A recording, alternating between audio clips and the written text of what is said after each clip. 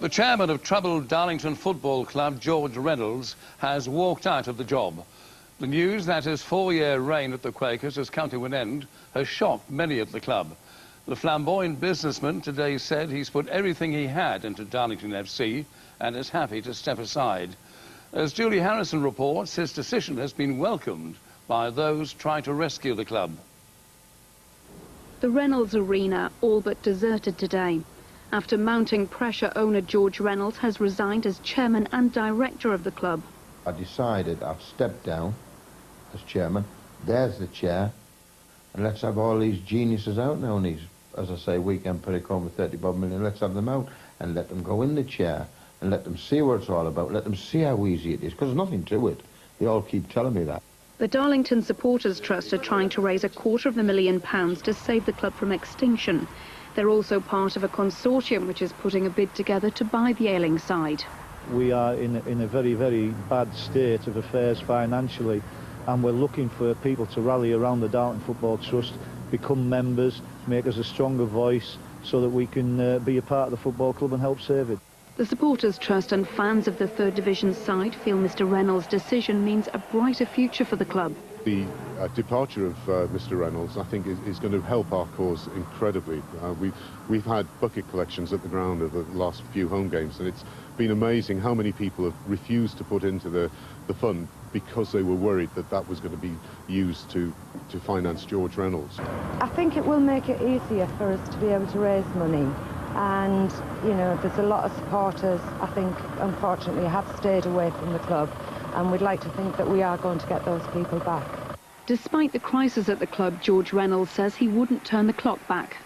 I would do it again, because I love the achievement. I didn't do it for the prestige. I felt as if I was doing something good for the town and for the community. I felt as if I was doing it for the town, the community and the people. I felt good about it at the time. I'm a bit disillusioned with everything now, but I can't blame the old town for that. It's just a small minority.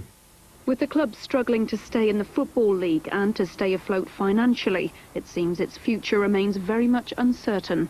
Julie Harrison, North East Tonight, Darlington. Well, I'm joined from the Reynolds Arena now by Darlington manager David Hodgson. David, good evening. Good evening, Mike. You've had your ups and downs with George Reynolds. Are you as pleased as some of his critics to see him go? No, the difference between me and the potential critics is simple, that I don't get personal. I proved that when I left the football club and kept quiet on the issues when I left the club. The point where I come from is that Darlington Football Club is the most important issue. What was the reaction of the players when you trained with them today? Not a great deal, to be honest with you. I informed one or two of them last night, the captain of the club first and foremost, and then obviously I spoke to the rest of the players this morning. But it's not as straightforward and as simple as that. So I've told the players to get on with the job and concentrate on the most important thing is obviously try and winning games, and we'll see what comes out in the next 2 or 3 months. Well, it's another day of headlines for the club. I suppose you and the squad would love a quiet life so you can get on with the job in hand. Mike, this is Darlington Football Club. We don't have a quiet life here. If it's not George Reynolds resigning, it's Dave Hodgson resigning. If it's not me resigning, somebody else is resigning. So we don't have a quiet life at Darlington. Yeah. So what do you think will happen next? Can you see a brighter future for Darlington? Of course I can see a future for Darlington. If I didn't think that, I probably wouldn't have come back in the first place. I think what we need to do is need to gather all the facts, all the figures which has been bandied around at the moment. Obviously the administrators are in, they put together, or should be putting together soon, a set of figures which will make the club available to purchase. And then of course we've got the other issue is that the chairman still is the major creditor. As to what figure, I'm not totally sure. And then once all the figures are on the table, we can see who can come forward and match those figures and purchase the club if that's the way forward. David, do you think in years to come people will remember George Reynolds with affection or with contempt?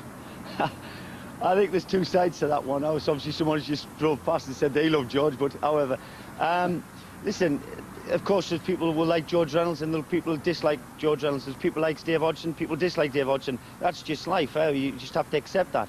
But in relation to remembering Darlington Football Club, I'm sure George's name will go down in history, that's for sure. We wish you all well. Many thanks, David. Thanks, Mike.